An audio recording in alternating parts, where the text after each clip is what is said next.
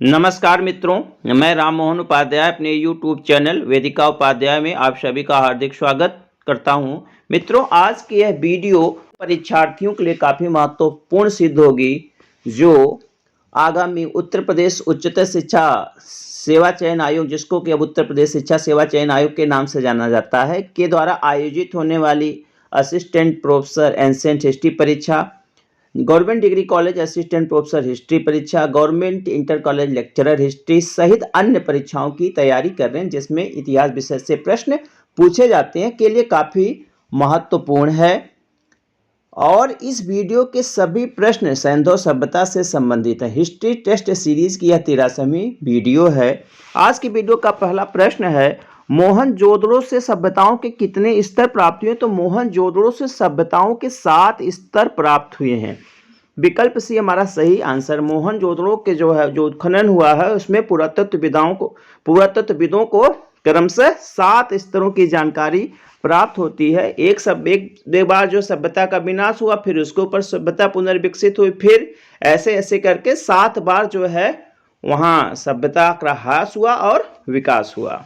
तो प्रश्न का हमारा सही उत्तर विकल्प सी। अगला प्रश्न है, निम्नलिखित में से किस सैंधव स्थल से चांदी का कलश प्राप्त हुआ है? तो चांदी का कलश कहां से प्राप्त हुआ? मोहनजोदड़ो से ही प्राप्त हुआ। विकल्प बी हमारा सही आंसर है। यहां से चांदी का कलश प्राप्त हुआ है, चांदी की मुहरें प्राप्त हुई हैं। और चांदी का प्राचीनतम साक्ष्य कहां से प्राप्त हुआ, अगर प्रश्न पूछा जाता है तो भी आपका मोहनजोदड़ो ही है। तो चांदी का कलश प्राप्त हुआ जिसमें कुछ सूती वस्त्र उसमें रखे हुए।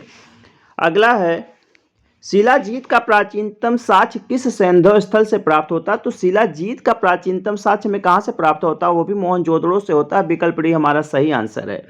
अगला प्रश्न है, मोहनजोदड़ो के संबंध में सही कथन है। विकल्प ए, यहां से चांदी के बर्तन में कपड़े के अवशेष प्राप्त हुए हैं। बिल्कुल सही है। अभी ऊपर मैंने आपको बताया, यहां से चांदी के कलश प्राप्त हुए हैं जिसमें कुछ कपड़े रखे हुए हैं जो कि सूती कपड़े मालूम पड़ते हैं। विकल्प बी है, यहां से तांबे के उपकरणों को लपेटे सूती कपड़े या धागे का साक्ष्य मिलता है। ये भी सही है। यहाँ से कुछ सूती कपड़े या धागे ऐसे मिले हैं जिसमें तांबे के उपकरणों को लपेट कर रखा गया है। विकल्प सी है, यहाँ से गीली मिट्टी पर कपड़े का साक्ष्य प्राप्त हुआ। यह भी हमारा सही है। तो उपर्युक्त सभी विकल्प ए हमारा सही आंसर। हमारा अगला प्रश्न है, निम्नलिखित में से किस सैंधव स्थल से प्राप्त एक ईंट पर बकरी एवं उसके मेमनों के पदचिन्ह मिलते हैं? तो बकरी और उसके मेमनों के पदचिन्ह कहां से प्राप्त होते हैं? वह आपके मोहनजोदड़ो से प्राप्त होते हैं। विकल्प बी हमारा सही आंसर। यहाँ से एक ऐसी ईंट प्राप्त हुई है जिसपे बकरी है और उसके बच्चे भी अंकित हैं, उसके मेमने अंकित हैं, और साथ ही साथ एक ईंट पर एक छोटे शिशु की भी आकृति अंकित प्राप्त होती है। वो भी मोहनजोदड़ो से ही प्राप्त होती है।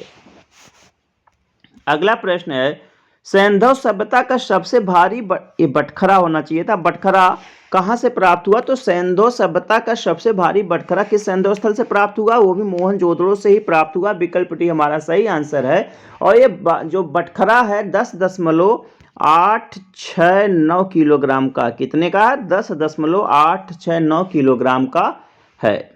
अगला प्रश्न है, मोहनजोदड़ो के पूर्वी टीले को विभाजित किया गया था। तो मोहनजोदड़ो के जो पूर्वी टीला है उसको कुल 3 क्षेत्रों में विभाजित किया गया, या 4 क्षेत्र सही है, वीएस क्षेत्र ये भी सही, डी के क्षेत्र ये भी सही है। तो उपर्युक्त सभी विकल्प डी हमारा सही आंसर है।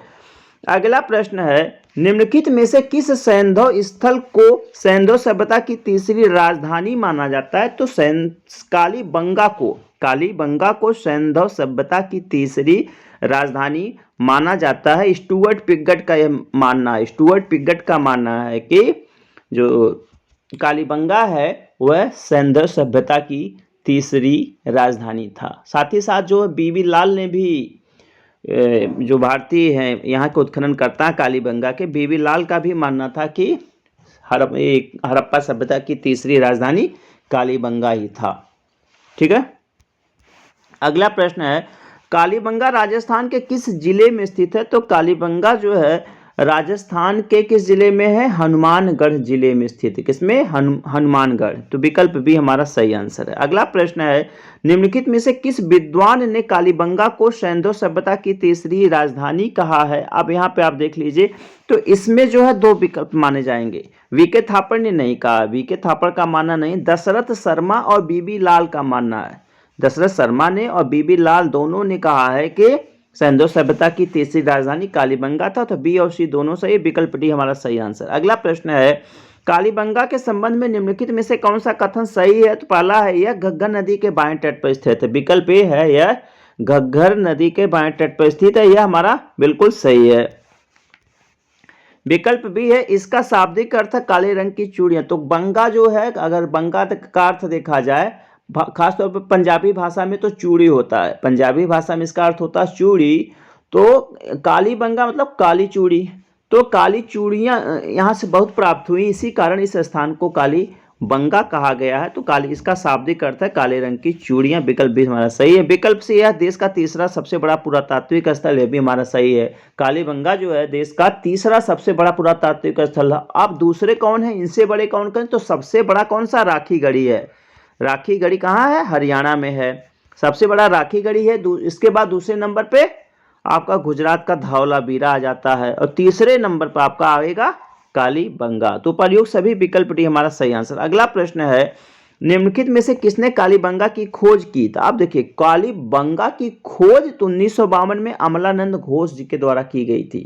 अमलानंद घोष ने व्यापक रूप से सरस्वती दिश नदी घाटी में खोज कार्य किया था, और लगभग 24 सैंधव स्थलों की वहां पे उन्होंने खोज, या 24 सैंधव स्थलों की खोज सरस्वती दिश नदी घाटी में उन्होंने किया था, जिनमें से सबसे महत्वपूर्ण है कालीबंगा। तो खोज कालीबंगा की किसने किया था? अमलानंद घोष ने।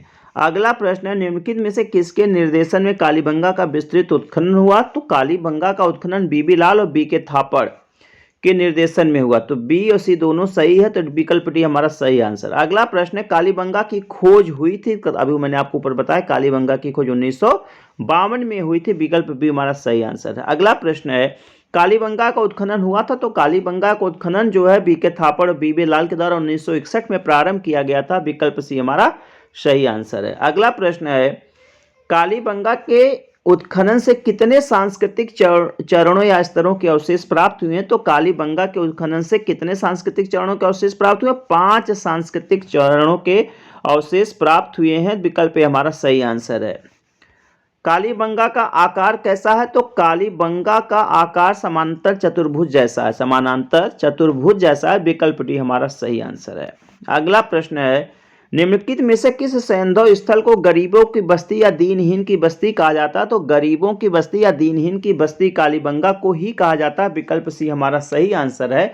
और इसको गरीबों की बस्ती या दीनहीन बस्ती कहा जाने का जो मुख्य कारण है, उसका कारण है कि यहाँ के जो मकान हैं, यहाँ से जो निर्मित भवन प्राप्त हुए हैं, उनमें ज़्यादातर में कच्ची ईंटों का प्रयोग किया गया है। कच्ची ईंटों का प्रयोग किया गया है, जिसके कारण जो है इसको गरीबों की बस्ती या दीनहीन बस्ती के नाम से जाना जाता है। अगला प्रश्न है, निम्नलिखित में से सही कथन का चुनाव कीजिए। तो पहला विकल्प ए है, स्वतंत्र भारत में उत्खनित होने वाला पहला या प्रथम सैंधव स्थल रोपण। बिल्कुल सही है। स्वतंत्र भारत में उत्खनित होने वाला पहला सैंधव स्थल कौन सा? रोपण। रोपण कहाँ? पंजाब में। किस नदी के तट पर है? सतलज नदी के तट पर। सतलज नदी के तट पर है। ठीक है। और विकल्प बी है, स्वतंत्र भारत में उत्खनित होने वाला दूसरा सैंधव स्थल कालीबंगा। यह भी हमारा सही है। पहला कौन है? स्वतंत्र भारत में उत्खनित सैंधव स्थल रोपण है, दूसरा कालीबंगा है। तो ए और बी दोनों सही है।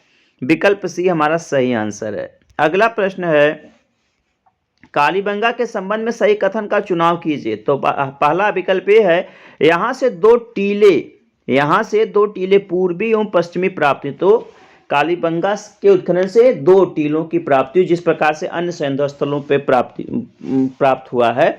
तो दोनों टीले, एक पूर्वी टीला है जो कि जहाँ पे सामान्य नागरिकों का निवास होता था, दूसरा पश्चिमी टीला जिसको दुर्ग टीला के नाम से भी जाने जाते हैं, जहाँ पे शासक वर्ग का निवास होता था। पश्चिमी टीले को भी 2 भागों में वहाँ पे डिवाइड किया गया, और इस प्रकार से जो कालीबंगा का जो पश्चिमी टीला उसको दो भागों में, एक दीवार के माध्यम से दो भागों में डिवाइड कर दिया गया है और एकमात्र ऐसा सैंधव स्थल है जहां दुर्ग क्षेत्र को दो भागों में डिवाइड किया गया, बांटा गया। तो विकल्प हमारा सही है। विकल्प बी है, यहाँ का पश्चिमी टीला छोटा एवं पूर्वी टीला बड़े आकार का, यह भी हमारा सही है। जो दुर्ग क्षेत्र है, जो पश्चिमी टीला है वह आकार में छोटा है और जो पूर्वी टीला है वह बड़े आकार का। जो पश्चिमी टीला उसको कालीबंगा प्रथम कहा जाता है, उसको कालीबंगा प्रथम कहा जाता है और जो द्वितीय टीला है, जो पूर्वी टीला, उसको सेकंड कहा जाता है। विकल्प सी है, पश्चिमी टीले को कालीबंगा प्रथम का नाम दिया गया, यह भी हमारा सही है। विकल्प डी है, कालीबंगा प्रथम के निचले स्तर से प्राक सिंधु सभ्यता के अवशेष प्राप्त हुए, बिल्कुल सही है। जो कालीबंगा प्रथम है, मतलब जो कालीबंगा प्रथम मतलब दुर्ग टीला, पश्चिमी टीला, तो उसके निचले स्तर से जो है प्राक सिंधु सभ्यता के अवशेष प्राप्त हुए हैं।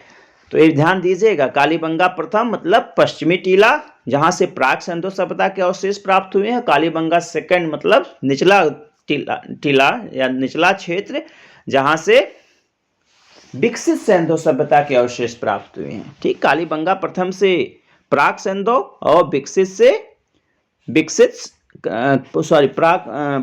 कालीबंगा प्रथम से प्राक सिंधु सभ्यता के अवशेष और कालीबंगा सेकंड से विकसित सिंधु सभ्यता के अवशेष प्राप्त हुए। विकल्प ई है, कालीबंगा के पूर्वी टीलों को कालीबंगा 2 नाम दिया गया, ये भी हमारा सही है। तो आपके सभी विकल्प इसमें सही है, तो उपयुक्त सभी विकल्प डी हमारा सही आंसर है। अगला प्रश्न है, कालीबंगा को दीनहीन बस्ती क्यों कहा जाता है? अभी मैंने आपको ऊपर बताया है, पहला मजदूरों का निवास स्थल होने के कारण, नहीं ऐसा नहीं है। किसानों के, विकल्प बी है, किसानों की संख्या अधिक होने के कारण, यह भी नहीं है। विकल्प सी है, भवन निर्माण में कच्ची ईंटों के प्रयोग के कारण, तो अभी ऊपर बताया था, विकल्प सी हमारा सही आंसर है। अगला है, कालीबंगा से निम्नलिखित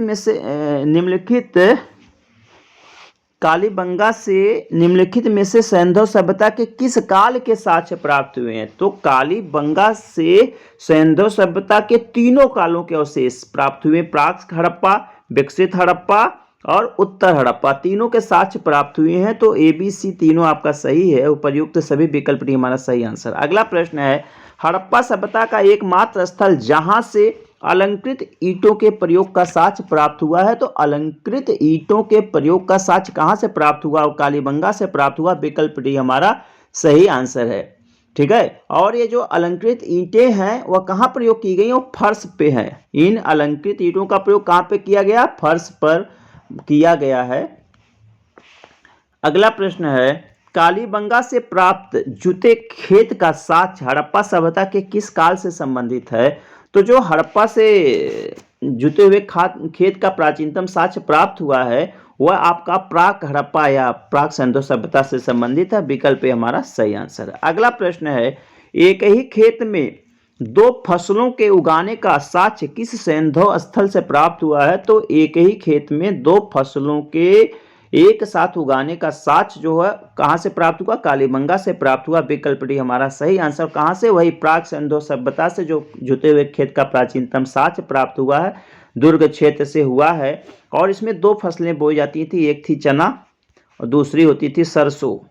ठीक है, चना और सरसों का साथ में प्रयोग मतलब साथ में बुआई की जाती थी। अगला है, जालीदार जुताई का साक्ष्य प्राप्त हुआ है, तो जालीदार जुताई का साक्ष्य कहां से प्राप्त हुआ है? कालीबंगा से ही प्राप्त हुआ, विकल्प डी हमारा सही आंसर, जिसको आप बोस्ट्रोफोदन कहते हो, बोस्ट्रोफोदन। और यहाँ की लिप को भी बोस्ट्रोफोदन लिप ही कहा जाता है। एक स्थल से शुरू करिए फिर ले जाइए, जैसे जिस प्रकार से आज के समय होती है ऐसे होती है, ऐसे। ठीक है, अगला है, कालीबंगा के संबंध में असत्य कथन का चुनाव करना है। तो पहला है विकल्प ए, यहाँ से पर्याप्त संख्या में सार्वजनिक नालियों के प्रयोग के साक्ष्य मिले, ये गलत है। कालीबंगा से जो है पर्याप्त संख्या में या सार्वजनिक नालियों के प्रयोग के साक्ष्य नहीं प्राप्त होते हैं, तो विकल्प हमारा बिल्कुल गलत है। विकल्प बी है, यहाँ पर केवल निचले दुर्ग क्षेत्र से स्पष्ट जल निकासी एवं सार्वजनिक नालियों के प्रयोग के साक्ष्य मिलते हैं, ये भी आपका गलत है। यहाँ निचले जो दुर्ग क्षेत्र से किसी भी प्रकार के स्पष्ट जल निकासी और सार्वजनिक नालियों के प्रयोग का साक्ष्य नहीं प्राप्त होता है। विकल्प सी है, यहाँ के दुर्ग क्षेत्र से व्यवस्थित जल निकास निकासी प्रणाली के अवशेष प्राप्त हुए, यह हमारा सही है। यहाँ का जो दुर्ग क्षेत्र है, दुर्ग क्षेत्र मतलब पश्चिमी टीला, तो पश्चिमी टीले से जो है आपका जल निकासी प्रणाली का अवशेष प्राप्त हुआ है। अगला है विकल्प डी, यहाँ सिंधु सभ्यता, यह सिंधु सभ्यता का एकमात्र ऐसा स्थल जहां से लकड़ी की नाली का साक्ष्य नहीं प्राप्त होता। यह गलत है। एकमात्र ऐसा स्थल है जहां से लकड़ी की नाली के साक्ष्य प्राप्त हुए हैं। ठीक है, तो आपका डी भी गलत, केवल सी आपका सही आंसर है। ये यहाँ पे थोड़ा सा कुछ असत्य पूछा गया है। हाँ, यहाँ पे असत्य कथन है, तो थोड़ा सा आप यहाँ पे विकल्प चेंज कर लीजिएगा। तो यहाँ पे केवल बी कर दी, यहाँ पे केवल इसको जो उपर्युक्त सभी है इसको काट दीजिएगा और केवल सी कर दीजिएगा। केवल सी असत्य नहीं, नहीं नहीं नहीं नहीं, केवल सी तो सही है। ठीक है, आपका ए बी और डी आपका सही आंसर होगा इसमें, ए बी और डी। असत्य पूछा गया है ना। अगला, विश्व में जुते हुए खेत का प्राचीनतम साक्ष्य कहाँ से प्राप्त हुआ। विश्व में जुते हुए खेत का प्राचीनतम साक्ष्य कहाँ से प्राप्त हुआ है, कालीबंगा से प्राप्त हुआ। साथ ही साथ एक और प्राक हड़प्पन स्थल है जो कि अब कहाँ पे, अफगानिस्तान में सुरतगुही से भी जो है जुते हुए खेत का प्राचीनतम साक्ष्य प्राप्त होता है। तो कालीबंगा और सुरतगुही दोनों है यहाँ पे। अगला है बेलनाकार तंदूर के साक्ष्य प्राप्त हुए, तो बेलनाकार तंदूर के साक्ष्य कालीबंगा से प्राप्त हुए। विकल्प डी हमारा सही आंसर है। अगला प्रश्न है सिंध क्षेत्र के बाहर मुद्रा पर व्याघ्र का अंकन का एकमात्र सिंधु स्थल है। तो एकमात्र ऐसा सिंधु स्थल जो कि सिंधु सभ्यता के बाहर है और उस पर एक ऐसी मुद्रा प्राप्त हुई वहां से जिस पर व्याघ्र अंकित है, वो भी आपका कहां पे है, कालीबंगा है। विकल्प सी हमारा सही आंसर। अगला प्रश्न है कालीबंगा के किस भाग से 7 आयताकार अग्निकुंड के साक्ष्य प्राप्त हुए हैं। अब देखिएगा, ये जो 7 आयताकार अग्निकुंड के साक्ष्य कहां से प्राप्त हुए, ये सभी सीधी लाइन में है, एक ही लाइन में है। ये आपका दुर्ग क्षेत्र से प्राप्त हुआ, पश्चिमी भाग से। विकल्प भी हमारा सही आंसर। आज के वीडियो का अंतिम प्रश्न है कालीबंगा के संबंध में सही विकल्प का चयन करें। विकल्प ए, पश्चिमी टीले के दक्षिणी पश्चिमी भाग से एक कब्रगाह के अवशेष मिले। बिल्कुल सही है। इसके पश्चिमी टीले या दुर्ग क्षेत्र से के दक्षिणी पश्चिमी भाग से एक कब्रगाह का अवशेष प्राप्त हुआ। विकल्प ए सही है। विकल्प बी है, यहाँ से अंडाकार कब्रों के साक्ष्य प्राप्त हुए हैं। अंडाकार कब्रों के साक्ष्य कहाँ से प्राप्त हुए हैं, कालीबंगा से प्राप्त हुए हैं, जिसमें मृतभांड, कांस्य दर्पण के साक्ष्य कहां से प्राप्त हुए, कालीबंगा से, एवं अंत्येष्ट सामग्री प्राप्त हुई। यह भी आपका सही है। विकल्प सी है, यहां से युग्म समाधान के साक्ष्य प्राप्त हुए। यह हमारा सही है। यहां से युग्म समाधान लोथल से और यहां से युग्म समाधान के साक्ष्य प्राप्त हुए, भी हमारा सही। विकल्प डी है, यहां से प्रतीकात्मक समाधान के भी साक्ष्य प्राप्त हुए, भी हमारा सही है। प्रतीकात्मक साक्ष्य समाधान के साक्ष्य प्राप्त हुए हैं। विकल्प ये है, यहाँ पर शवों की अंत्येष्टि के लिए तीनों विधियों का प्रयोग किया जाता है। तो जो दाह संस्कार की 3 विधियां होती हैं, एक होता पूर्ण समाधिकरण, एक होता आंशिक समाधिकरण, एक होता दाह कर्म।